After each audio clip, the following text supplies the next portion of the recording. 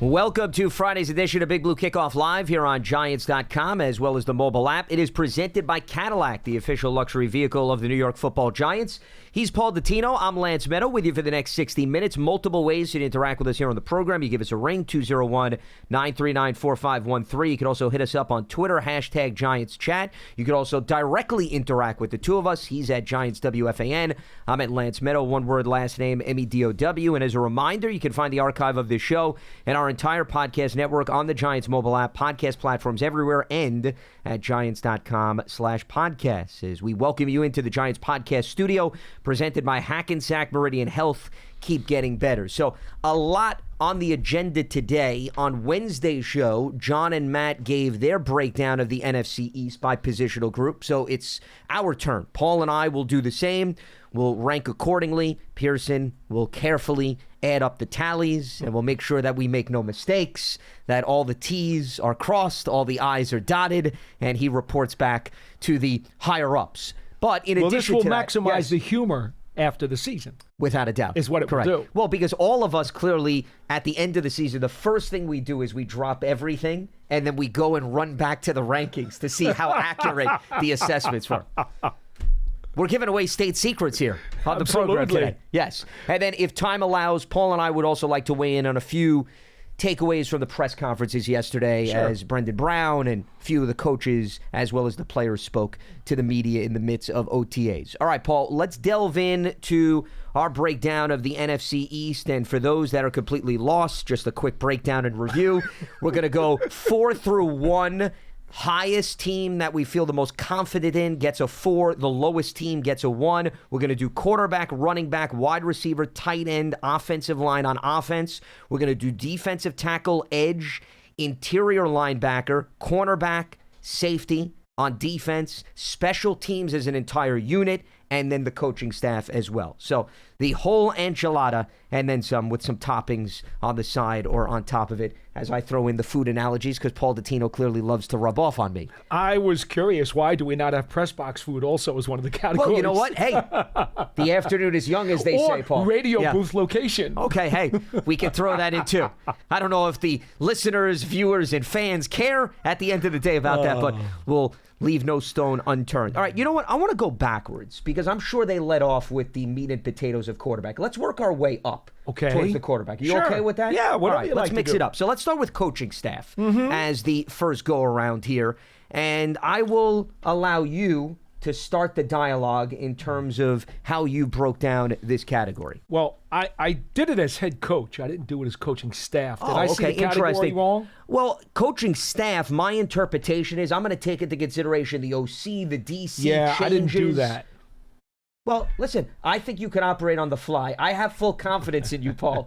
The entire production team is pulling for you behind the scenes. Well, as you know, Dallas has had changes. That is correct. Okay. That's a very accurate assessment on your part.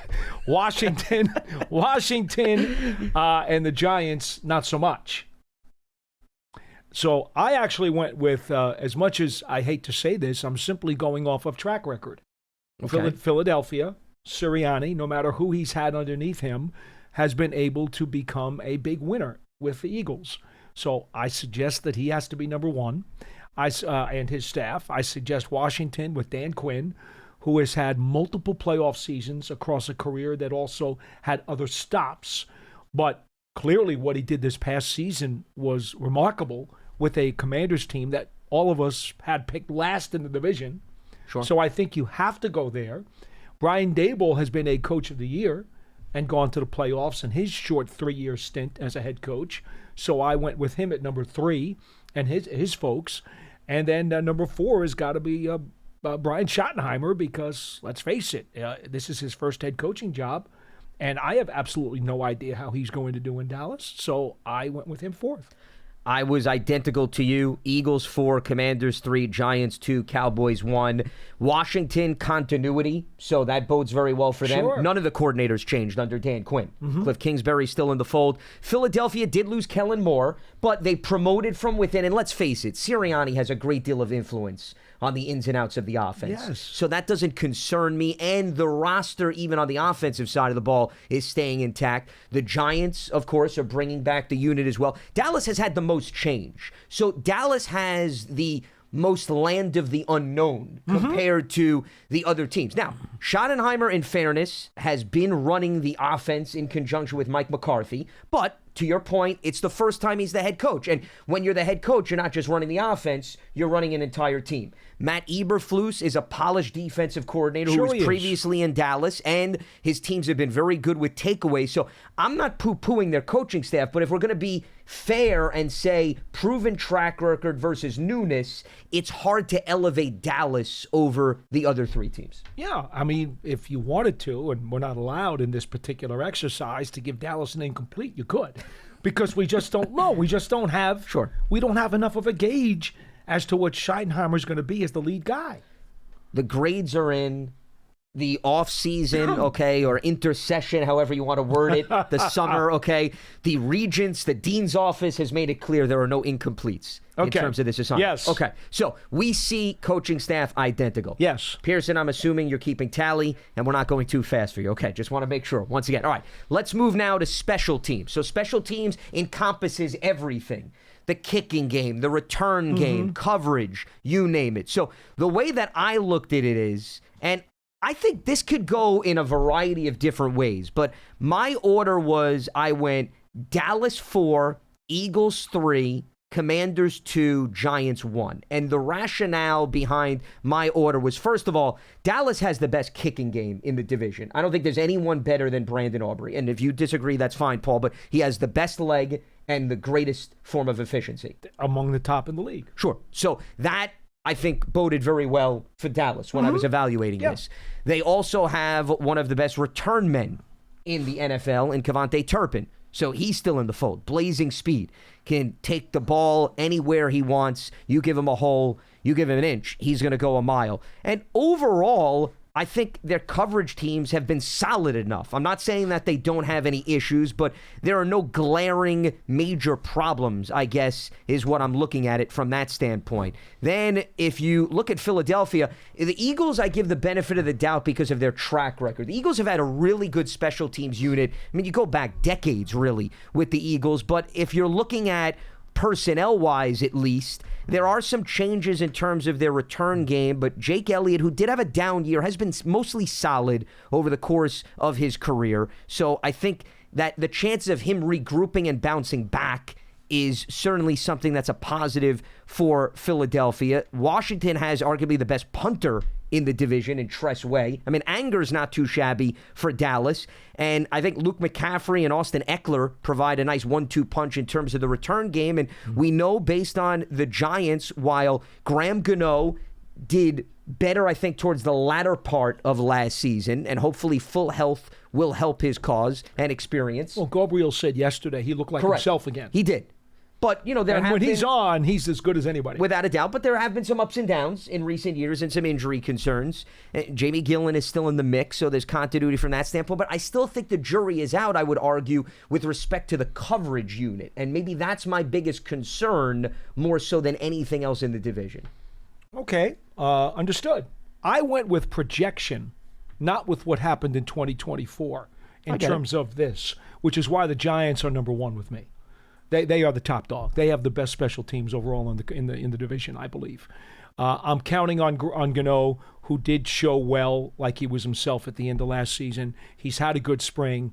Gillen had the best year of his career as a punter. Smith-Marset looks like he is a terrific return guy. I am a huge, huge fan.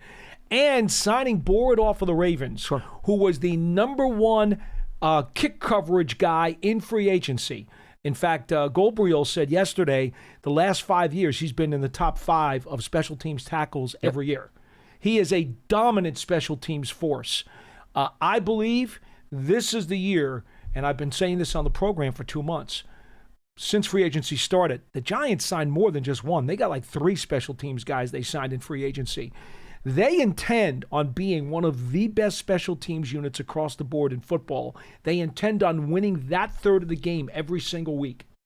And that's a starting point for them to get back to respectability. Because if you can win special teams every Sunday and win most of your games defensively, well, then your offense can lag along but just be good enough to be competitive. So I think that's their plan. I believe in the plan. Giants best special teams in 2025, not 2024. You look at it last year. Sure. Well, I'm looking at track record too. I'm not going to go off track record as much as I'm going to go for what I see in the plan. I go Giants. I go Philadelphia because they have a more balanced special teams than the Cowboys do. The Cowboys have a great kicker and a great punter. The return guy's dangerous, but their coverage units, my goodness, you're talking about pigsty coverage units. They are brutal when it comes to covering punts and covering kicks. And unless that changes, and I don't see how, again, we're not around these other teams. We don't know specifically about what they're doing with certain personnel and who they're going to change. But until they get their coverage units squared away, they're really, really bad. And bad enough that the imbalance makes me pick them third and Washington last. Also, very bad coverage units in Washington. Well, a few of these teams, this is why it's hard with the projection, because the rookies could play a prominent role on special teams, and you just don't know at this point. No, I don't. Yeah. So while I'm projecting with the Giants, that's because I'm here, and I know what I think they want to do and who they're going to use and how it's going to be planned out. I know what they're planning. I know they're counting on special teams being awesome this year. They really are. And I'm sorry, but I'm buying in.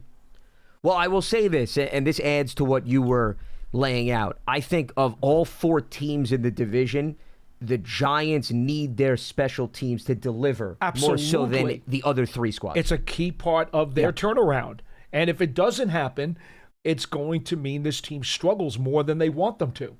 Because even with the upgraded quarterback, once again, you and I have had a lot of conversations. You can't assume they're going to score a touchdown more than they did last season. Okay, that's crazy. There's got to be a little bit more middle ground. So how do you make up for it? 4 points a game on the average would be considered an achievement, and that would get them to that 20-point ballpark, right?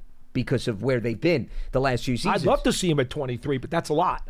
I would agree with you. Listen, I've said that multiple years. It's not just going into this season. I've said it multiple times. The track record doesn't show that. So they do need to show consistency and vast improvement on that side of the ball. And it even goes back to, I'm glad you brought up what Gabriel, the special teams coach, had talked about. He even mentioned, he was asked about the tweaks to the new kickoff rule and where the touchback's going to be on the 35. And he had said, based on the analytical studies, when you get 5 yards improvement in starting field position, specifically when you go from the 30 to 35, the chances of scoring go up to about 80%, was the number he threw out. And that should not be taken lightly. No. Especially for the sake of the Giants. The Giants know that one of the quickest ways for them to get back to respectability is to win field position.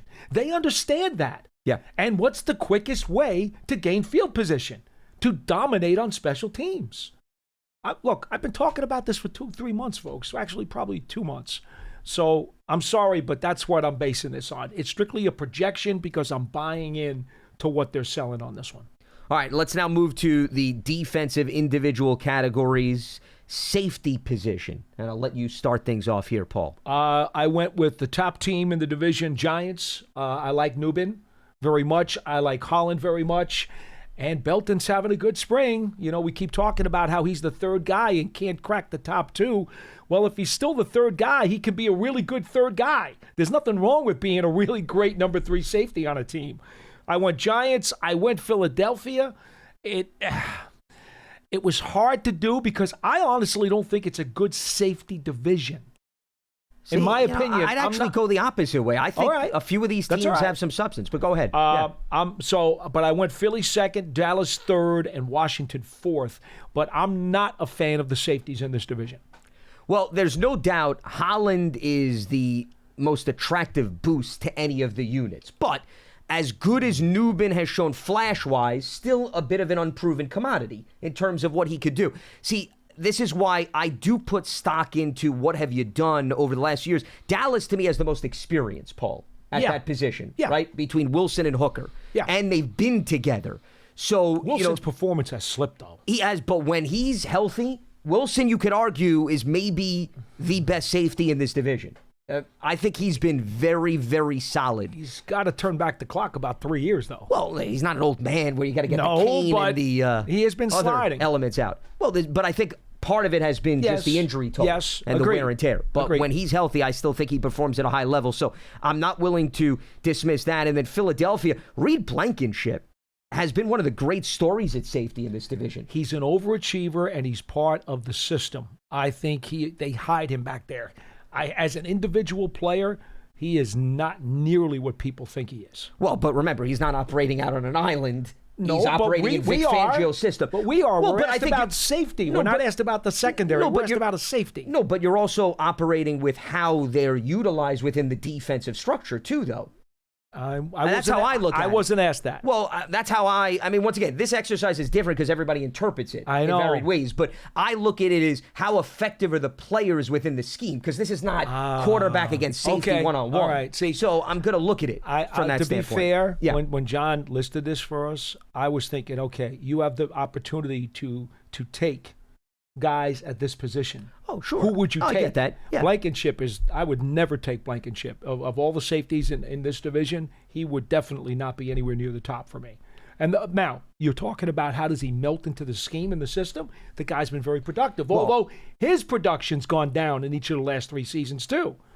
But I understand your point. See, we're coming at it from a different angle, so therefore the rationales that we use are going to be totally incongruent, and we'll have some very large variations. Yeah, which is fine. Listen, it makes for a good conversation, and the division is vast, and there's many different perspectives. Sidney Brown is their other safety, who's another player that I think, given what they've gotten in the draft, remember, this is really good bang for the buck. So Dallas, Philadelphia, the Giants, and then I'm with you. The Commanders, I think, have the biggest question mark of all teams at that position, because you've got Quan Martin, who's one of the projected starters, second-round pick in 2023, Will Harris, who they bring over from New Orleans. So you're looking at one new guy, one guy that hasn't necessarily proven that he's going to be a game-changing player. I think the other 3 teams, there is a higher level of confidence. So that was what I took into consideration in terms of my rankings from that standpoint. All right, let's go over to the cornerback position, which is next on the list. And I'll start off the dialogue here. For cornerback, I started with the Eagles at number 1. And this is very similar to my thinking in terms of the safety position. You've got Quinyon Mitchell, their first-round pick from last year, and then Cooper DeJean, who's their second-round pick, the nickelback, who also can be moved around in this defense. I mean, both of those guys, Paul, have been really solid. I mean, maybe Ringo, hasn't been as good perhaps as the other two, but as a group. And let's not forget, you got a Dory Jackson who you brought in as a complimentary cornerback.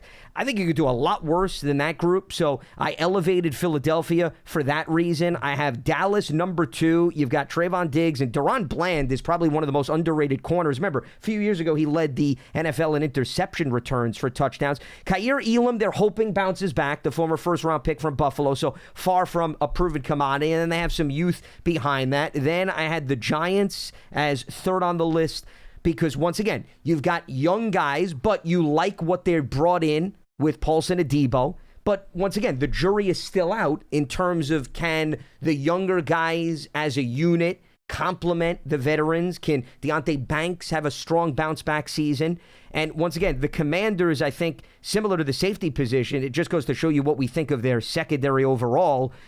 You like Lattimore, who they made the acquisition for at the trade deadline, but, he was hurt, and we have yet to see a full season of his operation in Dan Quinn's defense. So, once again, I'm looking at how the player fits into the system.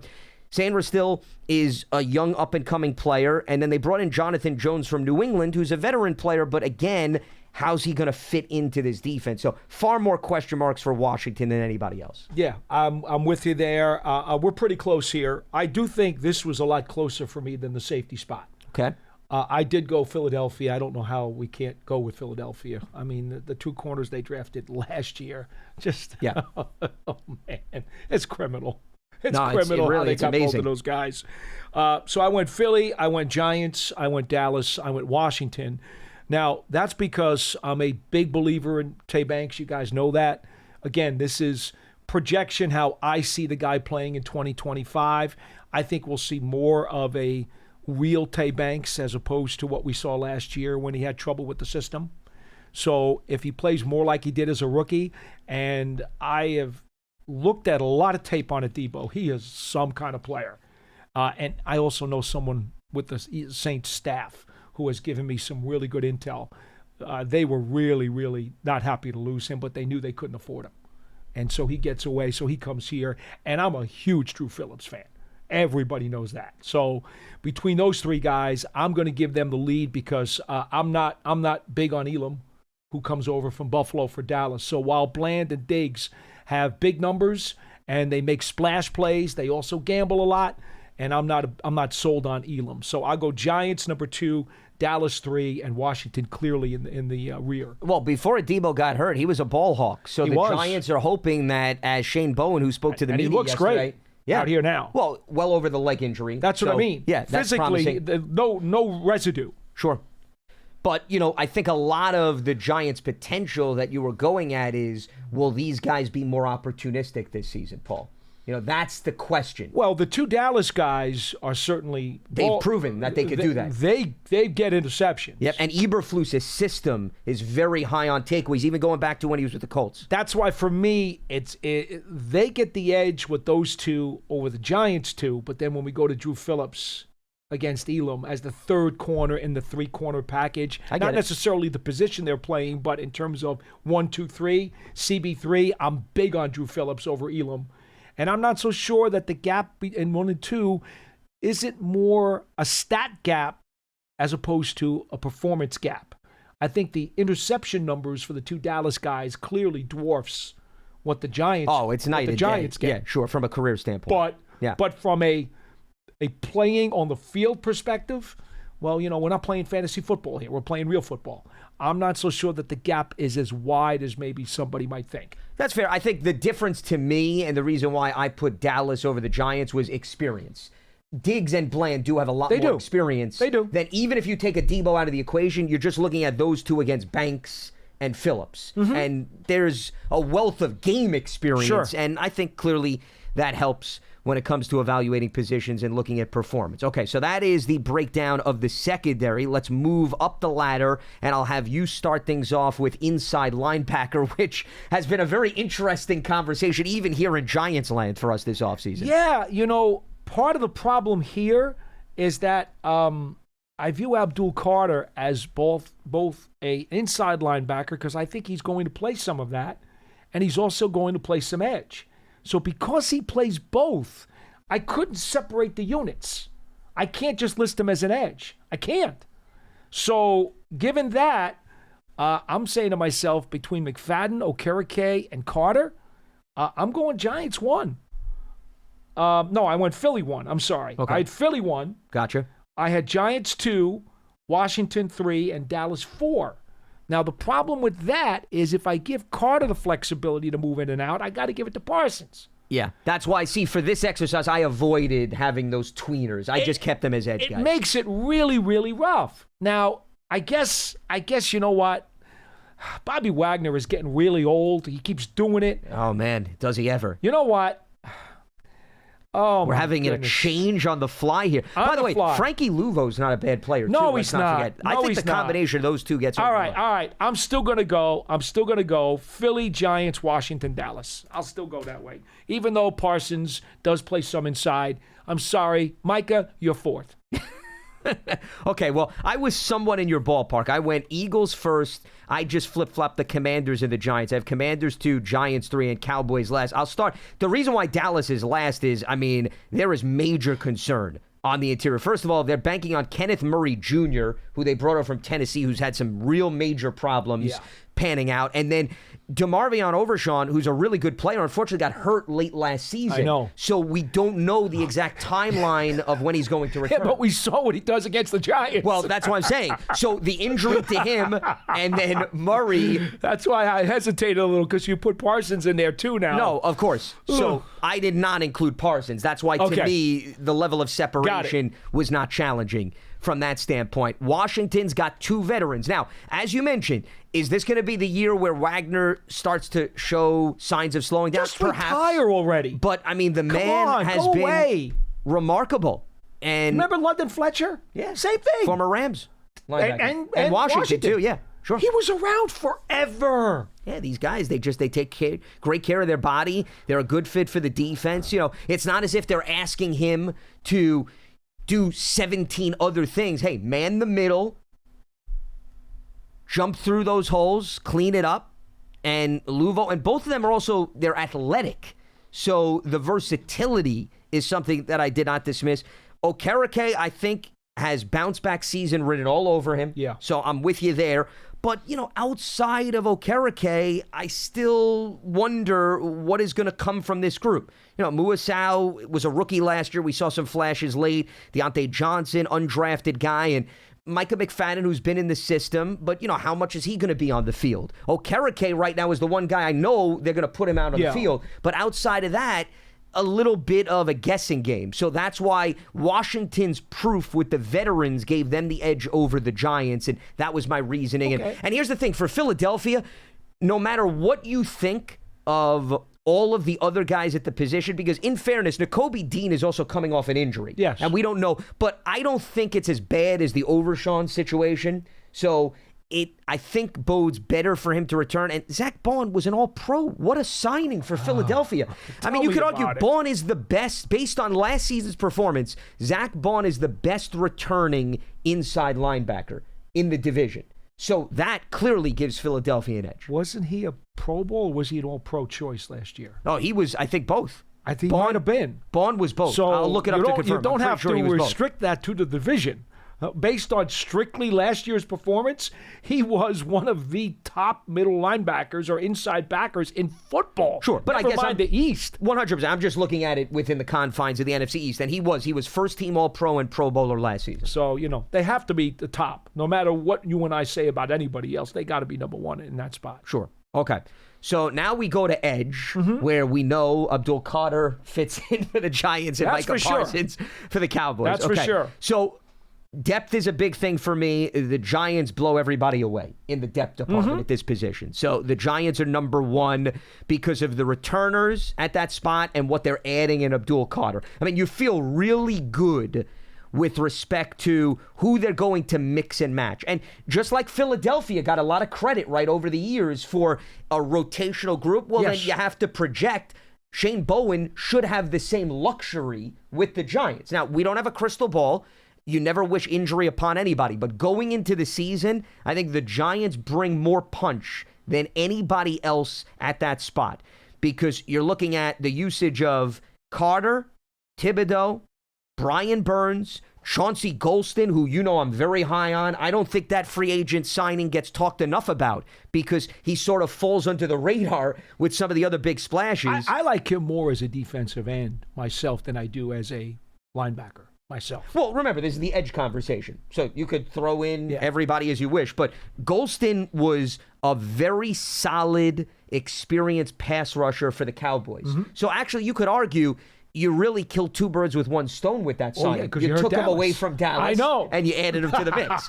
So actually, that's another way to look at why I'm very high on that addition. So no matter how you want to spin it, no matter how you want to order these guys, the Giants, hand down, are number one. Number two in this category for me went to Dallas because eventually the individuals are going to separate the men from the boys. And Micah Parsons is one of the best individualized edge rushers in the division. Now, Dallas did lose Golston, but they brought back Dante Fowler from Washington, who was with them previously. Yes. So there's that familiarity. And one of the guys that you could argue could be utilized inside and outside, and I know I factored in more for defensive tackle, but Solomon Thomas, who's been utilized as a guy that could get after the quarterback, I think they'll move him around, and they added him from the Jets, the former San Francisco 49er, and Peyton Turner adds more length from New Orleans. So I think some of the veterans the Cowboys added can help with that rotation. Maybe this doesn't get talked enough about. Philadelphia took a really big hit at this position. I don't know, Paul, if that has been discussed enough. I have Philadelphia last, and I have the Commanders ahead of the Eagles. That's how I rounded out the group, because with Philadelphia, I'm a little bit concerned outside of Nolan Smith. Josh Uche was a nice addition, and he may actually pick up where he left off at Kansas City. But outside of those two guys, I don't know. And Carter and Davis are the defensive tackles, okay? Yes. So I'm looking at them under that umbrella. I think Philadelphia's got a lot to prove. And you may be high on some of these other young guys that they brought into the mix, but I'll bank on Washington and what they're bringing back to the table more so than Philadelphia. Aren't you forgetting the Eagles signed Ojulari? Well, it's funny. You and I had a conversation, I think it was last week, about that. I know. But once again, new to the system. I think Washington, with their defense, Witt is still their DC. I'm going to give them the edge over, yes, talent is nice, but how are they going to utilize him? And can he stay on the field? And can he stay, of course, from a durability standpoint. So that concerns me for Philly. And that's fair. I went Giants, Dallas. I did go Philadelphia over Washington because of Ojulari. But, again, there's not much to argue about in the top two. I mean, come on. Those are pretty clear. Well, let me ask you this, just because you got me thinking. If I were to say I'm going to give you a mixture of veteran Dorrance Armstrong, who is going to have to pick up the slack for some of the losses for Washington, Dietrich Wise, who they brought over from New England, then Cleveland Ferrell, who's been with a few teams. Terrible disappointment. Yeah, clearly has not lived up to expectations. No doubt about that. If I were to offer you that mix versus Smith, Ojulari, and what the Eagles have, and once again, you could throw Josh Uche. You like the Philadelphia group more? Okay, no, that's fair. That's fair. I'm not going to, listen, we're splitting hairs here over this conversation. And as I said to Lance before the program, I said, this is not one where I'm going to try to sell you or convince you, because I don't have concrete posts 50 feet into the ground on any of these choices. I just don't. I mean, it's such a hypothetical that I don't feel that way. It's not worth arguing about like I feel about the tush push. I feel very strongly about that. I don't know if you do. This is not the forum for it. But that I will argue for from here till 2029 if I have to. But that's not what this is about. I will say this. The more and more I'm thinking and going back and forth with you, if we were just going upside, I'd say I like the Eagles' edge rusher upside more than Washington. But you're banking on Ojulari staying healthy, and you're banking on Uche in a new system delivering to the degree that he did last season. And I just think that's a lot to ask for without seeing it versus what Washington is inheriting. So that's once again why I'm still giving the Commanders. It's a slight edge. It's minute, but that's how we have to go in terms of breaking the ins and outs. All right, defensive tackle. What do you got on that front? Defensive tackle. I went Philadelphia, Giants, Washington, and Dallas. The easy one is Dallas. You actually start by going backwards here because Dallas just does not have the upfront power to deal with a good rushing attack or even getting a push in the front of the pocket. They just don't have it. So that's easy. You pick them 4 right away, and then you have to sort through the other 3. And this is where it gets really, really hard. I mean, I think you are like basically using a thin piece of spaghetti, trying to piece these teams separately. I think it's extremely hard, this one. But I went again, Philadelphia, Giants, Washington, Dallas. So I just flip-flopped Dallas and Washington. I have Philly first, the Giants second. The reason why I put Dallas over Washington is Mozzie Smith needs to show some elevation this season. Boy, there's no doubt about that. He let them down big time. I'm not disputing that. But I think Osa Odighizuwa is a solid player. And once again, Solomon Thomas, bringing him over, gives me a little bit more confidence in their rotation versus Washington, which still has Daron Payne, but remember, all of his friends are gone because they've parted ways. Yes. Javon Kinlaw has been hit or miss over the course of his career. He was with the Jets last season. I don't know how much more Thomas has left, though. To me, Kinlaw and Thomas are both kind of sketchy a little. Neither one of those guys is guaranteed to give you the kind of year that you need. I just feel, I guess, Washington's philosophy was more of, let's just group a bunch of guys together who are veterans and hope for the best. Because, I mean, Eddie Goldman, who was with the Bears and the Falcons. Sure. Then Newton, who was a drafted rookie a few years ago. He was their second-round pick in 2024. And then you look at even a guy like Sheldon Day. I mean, they're just, it's like, hey, put the numbers together. It looks attractive. I don't know if there's a lot of substance in that group. I think there's more substance with respect to Dallas. And Philadelphia by far has the best 1-2 punch, okay? Jordan Davis and Jalen Carter. Yeah. Dexter Lawrence may be the best individualized. Yes. But I think the compliments in Philadelphia make it stronger than the Giants. I agree. So that's at least how I see in another year or two, position. you may feel differently, and maybe I will, because Darius Alexander is that good. They could be the number one duo. And once again, the potential when we have this dialogue a few years now, but we're thinking about 2025, what Carter has brought to the table and what Davis has presented, it goes without saying. You know exactly what you're getting out of those two guys. And what also makes them attractive, and Davis's sack numbers are not overwhelming, but they can get to the quarterback with ease, those two. It's not just necessarily stopping the run. They collapse the pocket and make the quarterback think. So the diversity at that position, I think, adds a layer of danger. Okay, let's now move to the offense, since we completed the individualized defensive positions, and we'll start with the offensive line. And Philadelphia has had the best track record over the course of the last few years. I don't see much changing there, so I kept them as one. I'm looking over that group, and I'm saying to myself, is there a massive hole? Is there a massive void that is concerning?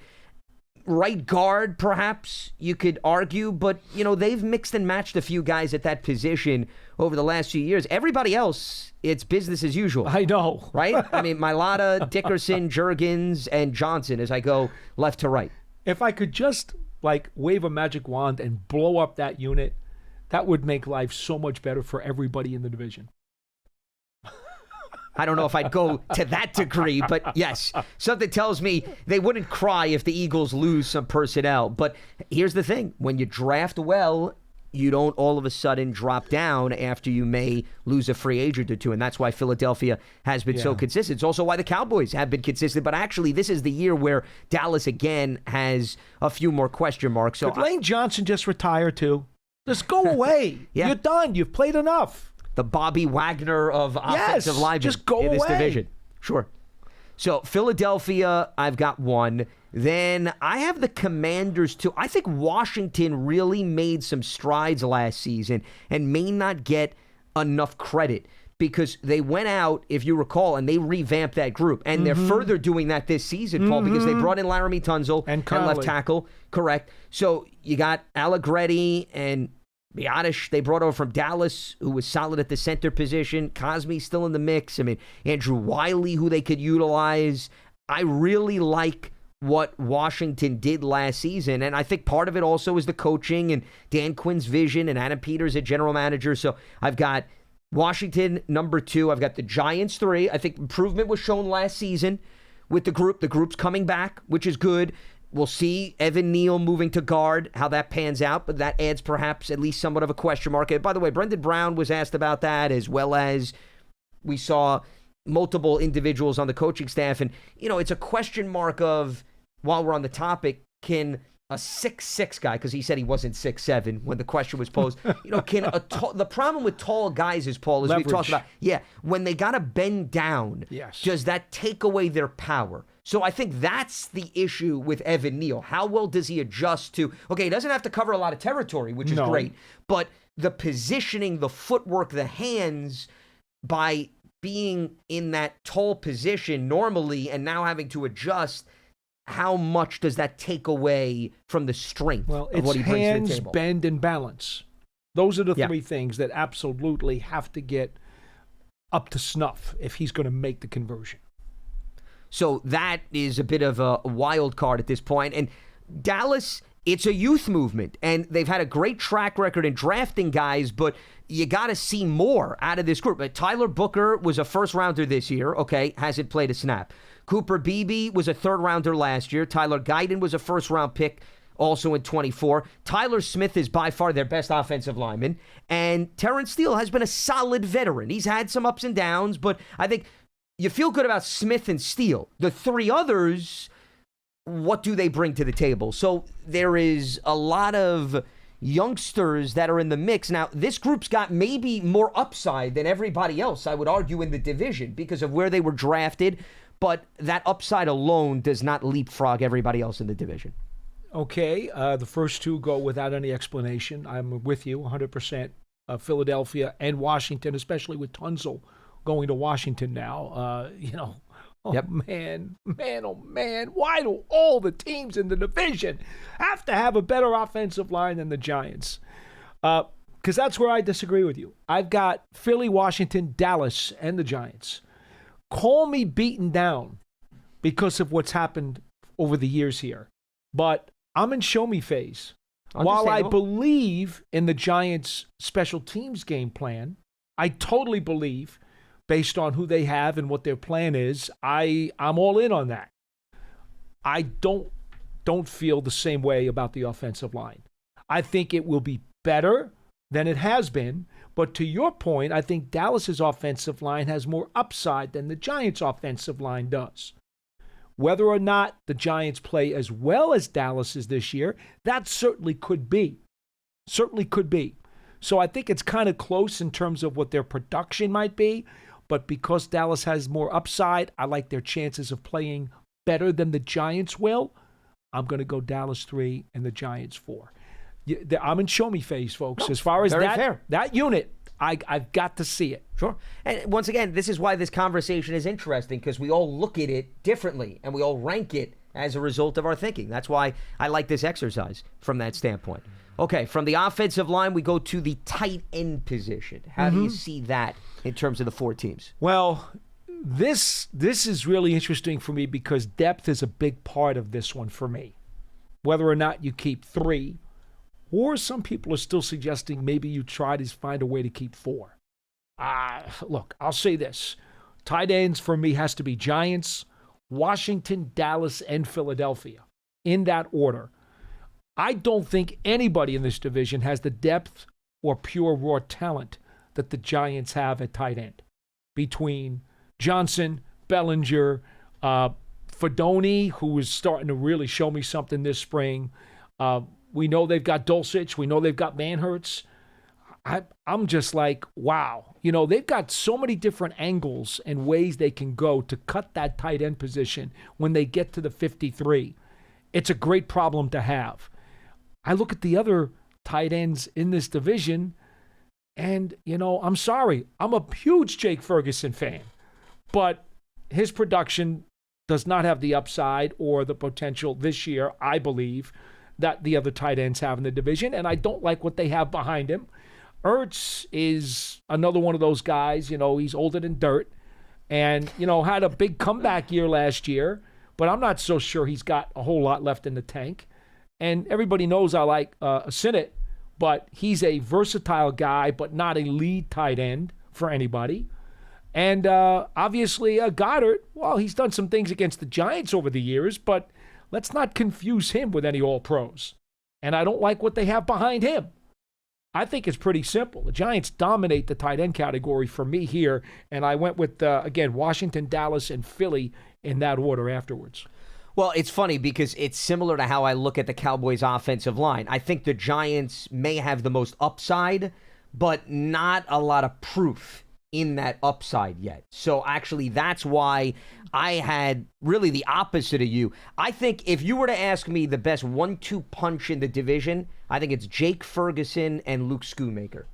I think those are the top 2. I'm a huge Ferguson guy, and I don't even see it that way. Well, I think Ferguson, you can make a case. You're going to tell me you don't think you can make a case that Ferguson is the best individual tight end in the NFC East. I'm a big Ferguson fan, but again, we're talking not about 24, we're talking about 25. Well, I'll even go into 25. I mean, Paul, if you look at Ferguson's not an old man. I think no. Right? He's only been in the league 3 years. Yeah, I mean, we're not talking about I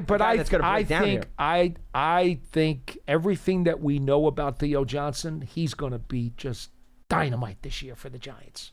I think he's going to be really, really good. And do not sleep on Daniel Bellinger. Do not. He if you consider him tight end 1A on the Giants, he's certainly better than anybody else in this division. Who would be either their 1A or their 2. He's certainly better than any of those people. Well, it's interesting you phrased it that way. I guess this is the other thing that is a little bit of the unknown with the Giants tight ends. How does Russell Wilson lean on that position? This goes back to that See? scheme thing you said before Correct. about how do they fit. Well, and that was what I took into consideration. If I'm just looking at the tight end shelf and I'm picking guys, I want the Giants tight ends. No, and I get that. And once again, you're not wrong, Paul, for how you're looking at it. But neither are you. No, well, I'm not saying that. I'm just saying for our audience to understand how we're looking at it, this is why you have to take a lot of these items into consideration. Because Russ, is he going to give Daniel Bellinger, I'm just going down a hypothetical road, is he going to give him enough substantive targets to say you're getting a lot out of the reps that he's going to see? Same thing with Theo Johnson. How much is Russ going to lean on Theo? I know. Right, I get it. If you go back to, I'm just going through Russ's career, even when he was with Seattle, Russ wasn't a big tight end guy. No. Right? He leaned a lot more on his wide receivers and his running backs. He did. It's going to be fascinating to see how much he throws the ball production his for way. me. This is why I hate fantasy football, though, because production is not all about the fantasy football stat line. No, it's what you do without the ball in your hands too. Right, without a doubt. And Sure. I am a big proponent for the Giants saying, all right, if we could use Theo Johnson as a decoy, or we can use Bellinger in a 2 tight end set. And look, I still have faith in him, even though he's been banged up and he was certainly inconsistent last year. I still have faith in him that with this improved running game, especially in short yardage, or when they get down to the goal line, Bellinger's going to be in there in a double tight end set. And I have faith that he's going to be able to block the way for Scatterboo or Tracy. No, and I get that. And if these guys also perform well from a blocking standpoint, I think that would also help elevate the overall play of the offensive line, too. No doubt. Those things go hand in hand. But getting back to the topic, so that's why I'm just explaining the reason why I had the opposite of you in terms of the Giants ranking is because of Russell at the controls, how he leans on the tight ends, how much they're involved. There's so much guessing. So I have Cowboys 1, I have Eagles 2, Commanders 3, Giants 4. I'm with you. Zach Ertz is concerning about his age, but here's why. Ertz already played with Jaden Daniels. There's comfort. We saw Jaden leaned on Zach Ertz last season. Yeah. He did. He used him as an outlet. They also got Debo now. Correct. So that may they can throw the ball around to other places. But I don't think he's going to completely abandon him. And Goddard has been with Jalen. He's been in this system. And the other guy, and I know, once again, we're really getting deep, but hey, this is depth chart conversation. And you say, well, we saw what he could do against the Giants. Grant Calcaterra. Oh, no. No. Right. You are so I'm cruel. poking the bear. I am. You are so cruel. I mean, look at what this guy comes out of the woodworks, and all of a sudden.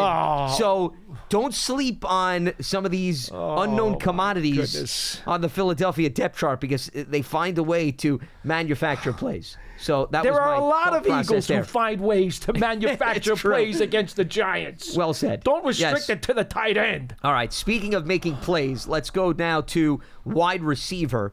And this is also, I think, one that, depending on how you look at it, could go in a variety of directions. But I think Philadelphia, it's fair to say, Paul, without anyone getting in their way, correct, and assuming that they stay healthy, is the unit to watch. You're talking about still A.J. Brown, Devontae Smith. Let's not forget they acquired Jahan Dotson, who actually saw some production late in the regular season and in the playoffs. So I would not sleep on him.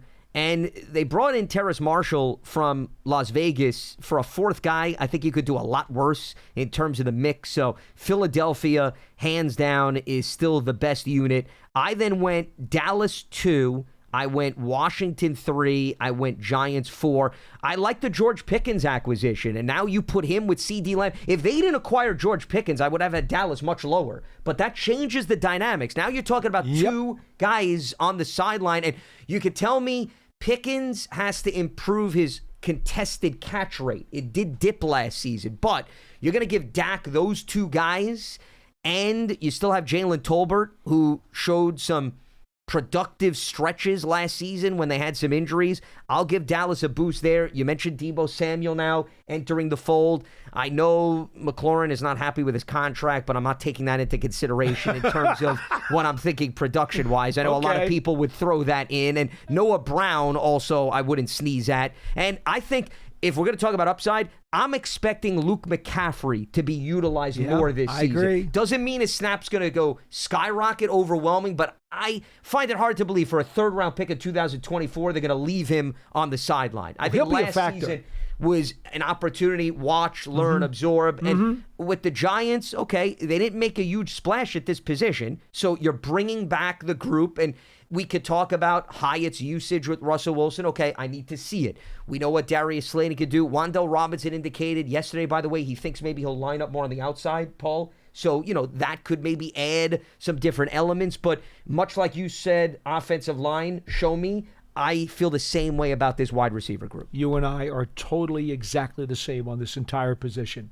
And that's exactly why the Giants are fourth. Show me. Maybe they could move up a spot if things go better or things go as planned or as projected. But as of now, it's a show me position. So I'm with you on all four of those spots. Nothing would please me more than to see Pickens flame out for Dallas. But his talent is ridiculous. I remember when he was coming out of school, I thought talent-wise, that guy was obviously one of my guys. I loved coming out of that draft in terms of his talent and ability. But as we all know, there's more than that when you bring George Pickens into the fold. Sure. So who knows? Who knows? We see what happens with Stephon Diggs from Minnesota to Buffalo and Houston and now New England. I mean, there's baggage there. Pickens has some baggage. Is that going to work? We'll see. If it does, boy, that's scary. Yeah, well, because of the size and the length. And with Diggs, much like Pickens, yes, baggage, but production. Yeah. Okay, and production matters in this league. No doubt. So anyway, I'm with you on this one. It was Philly, Dallas, Washington, Giants. Okay, I'll have you take the lead at the running back position. Well, no surprise, right? Philadelphia number one. Got to go. Went out on a limb there. Yeah, really. I'm, just walking that pirate plane. But in fairness, A.J. Dillon was a nice ad, by the way. Well, yeah. To compliment Barkley. No, I mean, because I think a lot of people talk Saquon, but A.J. Dillon, who was hurt last season, with those two thighs coming over and joining Saquon's thighs, I know. They may have the best thighs in the National Football League. Yeah, and, I can't. I don't care that Eckler may not be what he was with the Chargers. It doesn't seem like they got the production out of him that he gave them out in California. As a receiver, though, still was crafty. He's very productive. Sure. Robinson, obviously, we know what he can do. And I have actually always liked him a little bit more than a lot of other people have. So I went Washington 2. I went Giants 3. And obviously, Dallas had to totally rebuild their running game, so they have to be fourth. Just like the wide receiver position, we are mano a mano in sync here. No battle royale with respect to that. I mean, Dallas reconfigured Javonte Williams, Miles Sanders. It's going to be just a plethora of veterans, and you hope that, one guy maybe takes the lead, which is really what they did last season. To me, the run game for Dallas is dependent on the play of the offensive line. If the offensive line plays, they could be productive. Javonte Williams, unfortunately, he got hurt after a really good rookie year with Denver. So I still think there's a lot to like out of him. The question is, can he hold up? Well, look, Miles Sanders, are we forgetting what a good back he was in Philadelphia? Yeah. Before he left and went for some free agent money and didn't do anything with Carolina. It just seemed like he fell out of the mix in Don't Carolina. understand. Yeah, I don't get it either. I thought he was a really good back. Now, not necessarily all pro, but, 1,000-yard rusher. They don't sneeze at those guys. Yep. They don't come in the Cracker Jack box. And if Miles Sanders can return himself to a 1,000+ yard running back again this year for Dallas, it goes a long way into making them a better team. And then the one guy I wanted to add with Washington is Jeremy McNichols, by the way, is their third running back who is a veteran, has been in the league since, I think, 17, variety of years, and they actually needed to utilize him when Eckler was a little bit banged up, as well as Brian Robinson. So the depth of Washington could actually be more impressive than even Philadelphia. But Philadelphia, the Eagles have the firepower. So that's why I am completely in sync with you in terms of how we see that. And that leads us to the quarterback position. And something tells me we're not going to see it the same way. I had a hard time with the quarterback position. I'll be honest with you. because there's so many layers to this, Paul. Correct. It's the depth. It's the backup. If somebody gets hurt, how good do you feel about the guy coming in? Then clearly the position is more important than anything else. How do you rank the guy atop the depth chart?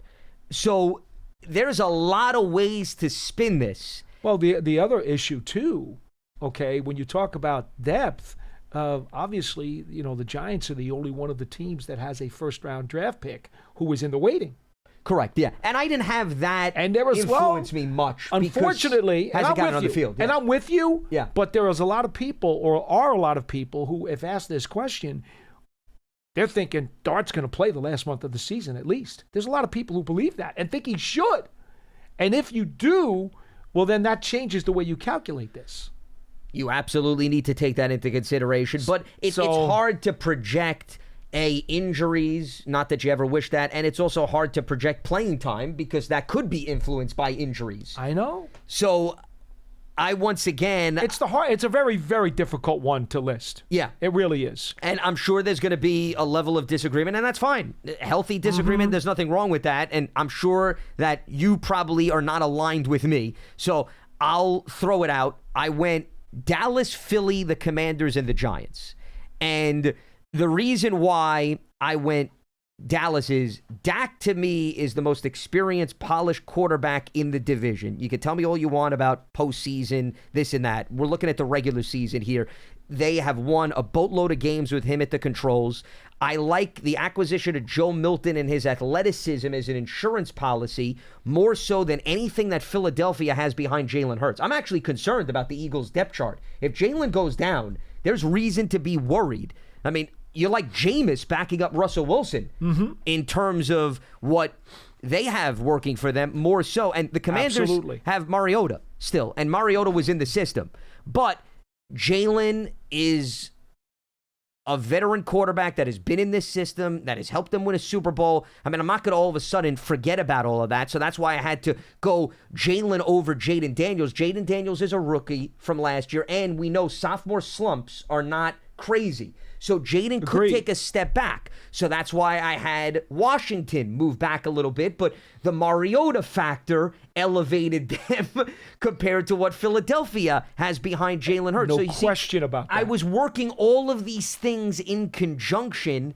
And while Russell Wilson has a wealth of experience, Russ is far older than any of the three other starting quarterbacks. He's new to the system. He's new to the coaching staff. So there's a little bit of risk involved in that. So, Paul, the reason why I'm going all over the place is I was weighing all of these things. I literally could have flipped a coin to determine what order I would have gone in. I'm glad you feel that way. But this is why I came to, once again, Dallas, Philly, Washington, Giants. Well, you can keep flipping your coin because none of your four match my four. And I knew that going in. Not a single As one. I was putting this together, I said there is no way Paul is going to be identical to me. Not a single so I'm not one. surprised. And this is the only position, I think, where we don't have a single where one we were match. Across the board, yeah. Okay?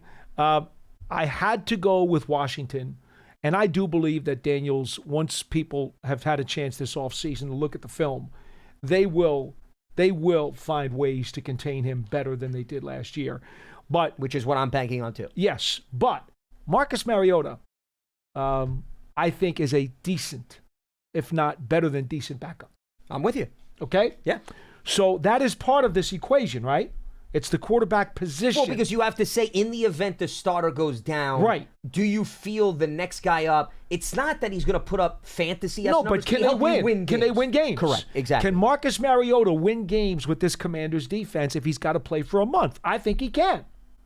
That's fair. Okay? Yep. So I've got to go Washington number 1. Okay? Philadelphia is number 2 for me.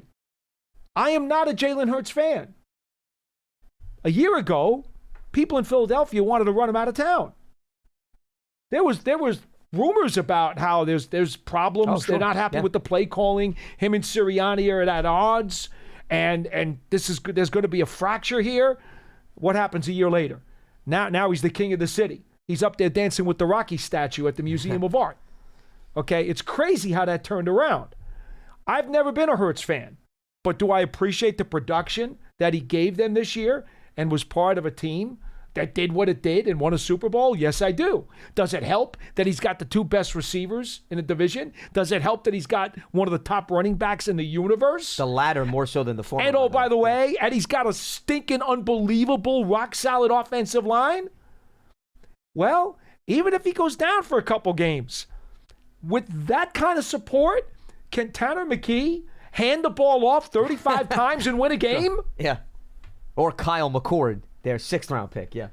I'll tell you what, if they're playing the Giants during those 4 weeks that he's hurt, and they're playing the Giants twice, we know what's probably going to happen based on what's happened. And obviously, I got tongue-in-cheek on this one. I'm being a wise guy. But so I went Philadelphia too. Washington, Philadelphia. The Giants were clearly 3 for me. Russell Wilson's durability record is outstanding. I know he's 36 plus, but his durability track record is outstanding. He's smart. His body, if you watched him, go out there and get a look at this guy. No, he is held up. He's built no like a freaking, I don't want to say fullback, but he's built like a running back. Yep. He is in unbelievable shape, and I think that's one of the reasons why his durability has been so high. Jameis Winston's his backup. We know how erratic he can be, but as a backup, I don't mind him. He's got experience. He can throw the ball. He's won some games. I was never in favor of Winston being the starter here. We all know that. You felt the same. But as a backup, that's not a bad idea.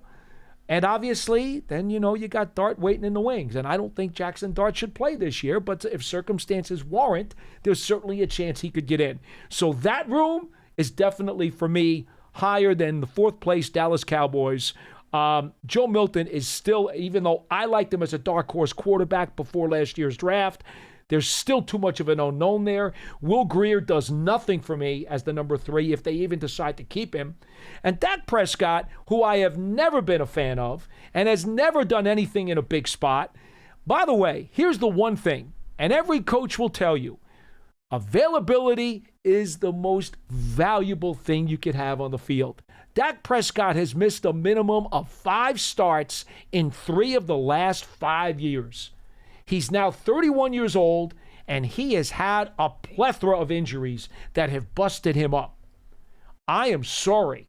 I am not convinced that he's going to start 15, 16 games this year. I'm not. Especially as you said that this offensive line that Dallas has, well, maybe they have ups, but right now they're still a little shaky. There's still a little bit of a question mark. We talked about that earlier. Yeah. And we still don't know about their rebuilt running game. We still don't know about that yet. Prescott's going to take a beating again this year. 3 out of the last 5 years, he's missed at least 5 starts. If I'm a guy picking quarterbacks off a shelf, that's not good for me. So Dallas is 4th. When you combine that with the rest of the room, they're last for me.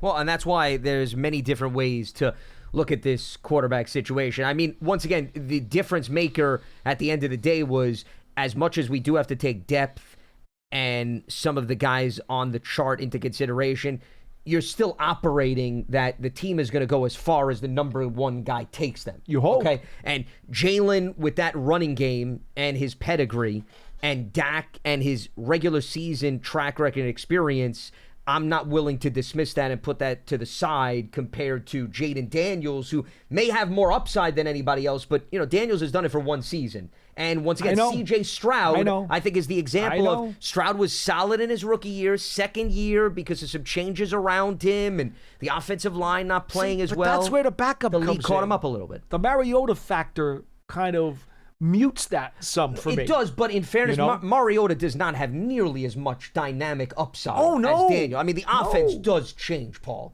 It does, but you move can Mariota from one win guy to the other games with the rest of that lineup? No, but he can, but they have to then tweak their usage. No doubt. Maybe Deebo Samuel becomes more of a runner. They lean on the running backs. Anyway. I would think, I just want to leave it at this. Philadelphia, your point is well taken, that if Jalen went down, could Nick Sirianni just have an offense focused on Barkley and Dillon? They're going to run that ball at least 35 times. If there's any team built to absorb an injury for Jalen, it's Philadelphia. More so than any other teams in the division. There's no way in those games without Hurts, they're throwing the ball 30 times. That's not happening.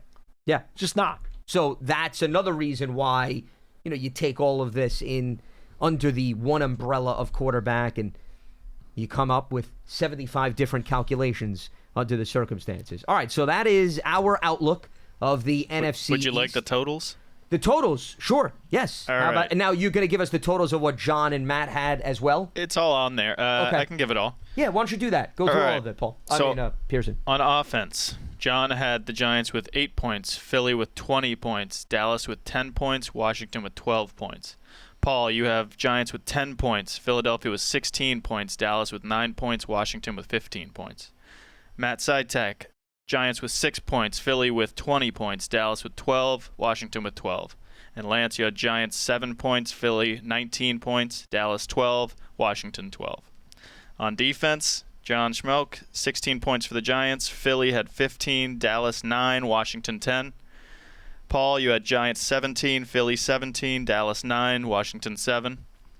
Sitek had Giants 17, Philly 14, Dallas 9, Washington 10. And Lance, you had the Giants with 13, Philly 16, Dallas 13, and Washington 8.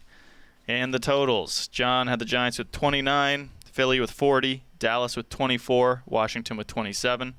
Paul, you had the Giants with 33, Philadelphia with 40, Dallas with 21, Washington with 26. Matt Sitek had the Giants with 26, Philly with 40, Dallas with 26, Washington with 28. And Lance, you had the Giants with 23, Philly with 41, Dallas with 31, and Washington with 25. So if I'm correct, and that was a lot of numbers, Yes. Pearson, I think Paul is the one that had the Giants the highest in terms of the finish. That is correct. What a Well, surprise. I didn't do that That to is call you out. correct. I just, right? So, meaning the other three of us, we had them third or lower in Yes. term of the tally. The for biggest team. difference Okay. was, Yeah. I guess, special teams. Paul had them Giants at the best. Lance and Sitek had them at the worst. And then the tight ends was the other big difference. So that Paul, fluctuated everyone else things. had the Giants last. Paul, you had them first. Okay. So, see, it just goes to show two you. spots, Yeah. two spots. And just that could took my easily swing whole things. thing out Yeah, of it's whack. different thinking. Yeah. No. And that's Yeah. why this exercise is interesting. And, yeah. and the funny part about all of this is that we're doing it now when they're 90-man rosters. I think even all of us would admit we might have some different numbers if we did this at the 53 point. Well, there could be acquisitions, too. Teams Could be make acquisitions trades. and injuries. Yeah, I mean, maybe they bring in a different quarterback for the depth chart before the season starts, right? That's going to change no. your thinking, Like too. I say, I hate Yeah. to say it, but injuries too. So we probably could have some things that are different, but this is what it is for now. And, hey, we move on. All right, quick reminder before we wrap up. With another impactful drafted free agency class in the books, it means it's full steam ahead to the 2025 season. You can take your fandom to the next level with a Giants season ticket membership. Catch all the action at MetLife Stadium with an exciting home schedule on the horizon. With a membership, you'll stay connected to the club all year round, not just on game days, with exclusive member access and benefits. To learn more about a New York Giants season ticket membership, visit Giants.com/tickets. As that is going to wrap up Friday's edition of Big Blue Kickoff Live. It's part of the Giants platforms everywhere and Giants.com/podcast as we welcome you into the Hackensack Meridian Health Keep Getting Better Giants podcast studio. Show presented by Cadillac. I want to make sure we get all the sponsors in. Paul, great dialogue as always, man. Yeah, it was a Absolutely. very interesting hour. I told people beforehand on the Twitter, this is like a salad bar full of opinions. You can really get anything that you want. Lettuce, vegetables, fruit, you name it. It's all in the salad bar. Various dressings, too. See, the competition was not complete without a food analogy from Paul Dottino. So now we can officially wrap up the Can program. I have some croutons on the way out? croutons, too? Hey, Thank you. The whole interesting... It is lunchtime, folks. Yes, it is. Well, and speaking of that, that means we all need to eat, including Pearson. For Paul Dottino, I'm Lance Medow. Stay locked to Giants.com for all the latest. We'll speak to you on Monday here on Big Blue Kickoff Live. Have a good one.